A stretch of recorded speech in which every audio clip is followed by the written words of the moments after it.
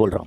मुझे देखो batch batch के बारे में कुछ नहीं बोलना, जिनको लेना है लेना, नहीं लेना है तो मत लो। तुम सेल्फ स्टडी करके भी कर सकते हो, किताबें मैं बता दे रहा हूं आपको, मैं किताबें बता दे रहा हूं, जित सेल्फ स्टडी करके आप कर लेना, मैं किताबें बता दे रहा हूं। पॉलिटी के लिए मैं यहां लिख भी दे रहा हूं, लो आपको कोई डाउट नहीं होना चाहिए, लिख भी दे रहा हूं, इन किताबों को फॉलो करना। देखिए पॉलिटी के लिए आप एम लक्ष्मीकांत ले लेना, अगर सेल्फ स्टडी करते हो तो। हमसे पढ़ते हो, मुझसे पढ़ते हो पॉलिटी, तो कोई किताब लेने की जरूरत नहीं है, मेरे नोट से एक भी क्वेश्चन बाहर नहीं आता, कभी भी ना आता है ना कभी जिंदगी में आएगा। लिख लो, ये यूट्यूब पे वीडियो चल रही है, रिकॉर्ड रहेगी हमेशा, ये रिकॉर्डिंग्स देख लेना, अगला पेपर आएगा मई में, पेपर उठा लेना और मेरे नोट्स उठा लेना, एक भी क्वेश्चन बाहर नहीं होने वाला। जाओ, हर साल की गारंटी है, मेरे नोट से बाहर ना हुआ है ना होने दूंगा आगे। पहला पॉलिटी के लिए। ज्योग्राफी के लिए अगर बेटा तुम लेते हो तो मैं देखो सिंपल भाषा में तुमसे अगर बात करूं, सिंपल भाषा में अगर तुमसे बात करूं, तो ज्योग्राफी के लिए वैसे तो कोई अच्छी किताब नहीं है, लेकिन हाँ प्री के पॉइंट ऑफ व्यू से अगर तुम देखना चाहते हो तो महेश बड़वाल ले लेना। मैं कहूंगा महेश बड़वाल ले लेना तो ज्यादा अच्छा है।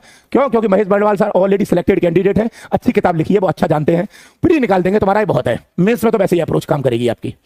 क्लियर है? हिंदी इंग्लिश दोनों में आती है अब तो ये, ठीक है। लेकिन ज्योग्राफी अगर हमारे फाउंडेशन से पढ़ोगे तो उसके लिए नोट्स की जरूरत, किताब की जरूरत नहीं पड़ेगी, हमारे टीचर इतने एक्सपर्ट हैं कि वो हिंदी इंग्लिश दोनों में लिखवा रहे हैं। दूसरा मॉडर्न इंडिया आधुनिक भारत के लिए किताब चाहिए तो या तो स्पेक्ट्रम लेना मेरे प्यारे बच्चों, स्पेक्ट्रम की गाइड आती है एक छोटी सी, या फिर विपिन चंद्रा लेना, दोनों में से कोई एक लेना, दोनों मत लेना, दोनों में से कोई एक लेना, क्वेश्चन सब फंस जाएंगे दोनों से ही, किसी से भी ले लेना, ठीक है। इकोनॉमी के लिए कोई अगर लेनी है आपको तो वैसे मैं तुमको बहुत टेढ़ी किताब बोलूं तो कोई मतलब नहीं है, इकोनॉमी के लिए आपको लेनी है तो आईसी ढींगरा की किताब आती है, आईसी बोर्ड की, आईसी ढींगरा की, ये 11वीं क्लास की किताब है, ये ले लेना, बेसिक आपका क्लियर कर देगा, बहुत बढ़िया किताब है। हाँ, उसके बाद कहोगे कि और अच्छी नॉलेज चाहिए तो उसके लिए मिश्रा एवं पुरी ले सकते हो, या दत्त एवं सुंदरम ले सकते हो, दोनों में से कोई भी एक लेना, दोनों नहीं लेनी है, एक ही लेना। लेकिन मैं फिर बोल रहा हूं ये किताबें उन बच्चों के लिए है जो सेल्फ स्टडी करते हैं,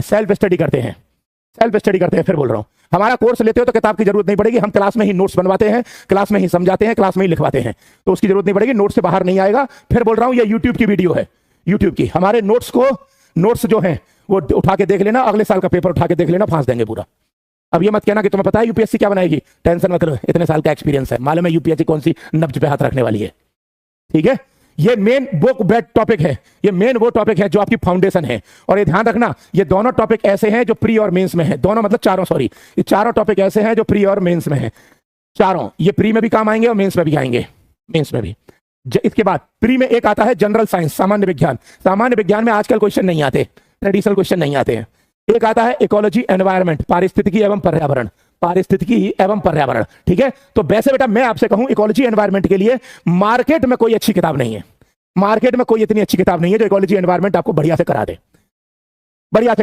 तो इसके लिए हाँ इतना हम कर सकते हैं, हम आपको नोट्स प्रोवाइड करा देंगे, जो हमारे एप्लीकेशन से कोर्स लेंगे उनको तो मिलेंगे नोट्स, हम अन्यथा भी बच्चों को फ्री वाले कॉलम में डाल देंगे। एप्लीकेशन जो है कुमार एडुटेनमेंट, उसमें फ्री मटेरियल में हम इकोलॉजी एनवायरनमेंट के नोट्स अगले महीने क्लास जब चलेगी तो उसके प्रोवाइड करा देंगे, आप उसकी टेंशन ना लें। क्लियर है? और इसमें एक आता है सीसेट, तो मैं आपसे कहूंगा कि सीसेट एक प्रैक्टिस का खेल है, सीसेट में सामान्यतः basic numeracy plus reasoning plus comprehension वाला पार्ट आता है, तो ये एक प्रैक्टिस का खेल है, आप अभी से प्रैक्टिस करेंगे और अगर 2-3 महीने भी प्रैक्टिस कर लेंगे तो आपका सीसेट कोई रोक नहीं पाएगा। ध्यान रखना प्री निकालना बड़ा काम नहीं है, क्योंकि बहुत सारे ऐसे सिलेक्टेड कैंडिडेट हैं जिनका पहले ऑलरेडी आईआरएस, आईपीएस, आईएफएस में हो चुका है, वो अपनी रैंक को इंप्रूव करने के लिए, आईएएस बनने के लिए दोबारा प्री निकाल लेते हैं, 2-3 बार निकाल लेते हैं, और बहुत सारे ऐसे हैं जिन पे एक बार भी जिंदगी भर नहीं निकलता।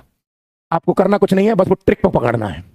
मैं आपसे फिर कह रहा हूं इस तरीके से पहले आप ये 4 टॉपिक जो बेसिक वाले हैं इनको पहले कंप्लीट करो, 4, और स्ट्रेटेजी जो मैंने पहले बताई है वही, टाइम बना लेना, मैं दोबारा बोल दे रहा हूं एक बार, ये 4 बेसिक टॉपिक हैं जो पिलर हैं, economy, modern India, polity, geography, इनको छोड़ना नहीं, पहला। दूसरा, 7 दिन में से अगर 6 दिन पढ़ने का नियम बनाओ तो 6 दिन पढ़ना, 6 के 5 मत करना कभी, अगर कभी भी 6 के 5 दिन पढ़ पाओ तो फिर पढ़ाई छोड़ देना, आईएएस के अलावा फिर दूसरे भी धंधे पानी है वो देख लो, फिर तुम्हारे बस की नहीं है। अगर तुम 6 दिन में से 5 दिन भी नहीं निकाल पाते हो जो तुमने फिक्स करे, तुमने खुद डिसाइड किया है, या 6 दिन नहीं निकाल पाते हो, 7 में से 6 या 7 में से 5 जो भी तुम सोचे हो, ठीक है, तो इसका मतलब तुम डिसिप्लिन खुद ही मेंटेन नहीं कर पा रहे हो, तो तैयारी छोड़ दो।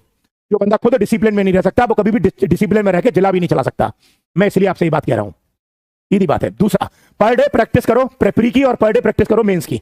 प्री के कम से कम जो टॉपिक पढ़ो उसके क्वेश्चन सॉल्व करो, और मेंस के जो टॉपिक पढ़ो उसके आंसर लिख के देखो, पर डे लिख के। कोई बच्चा कहे लिख के चेक कैसे करवाएंगे, तो बेटा आगरा में अगर अपने क्वेश्चन भेज सकते हो तो भेज देना, हम अपनी टीम से चेक करवा देंगे आपके लिए, इतना हम कर सकते हैं फ्री ऑफ कॉस्ट आपके लिए। जो बच्चे ऑफलाइन में हैं उनको तो सपोर्ट करिए, जो बच्चे ऑफलाइन में उनके तो चेक करते ही हैं, जो बच्चे इसमें ऑनलाइन कोर्स भी ज्वाइन किए उनको भी सपोर्ट करते हैं, जो भले ही सेल्फ स्टडी कर रहे हैं हम उनको भी सपोर्ट करेंगे।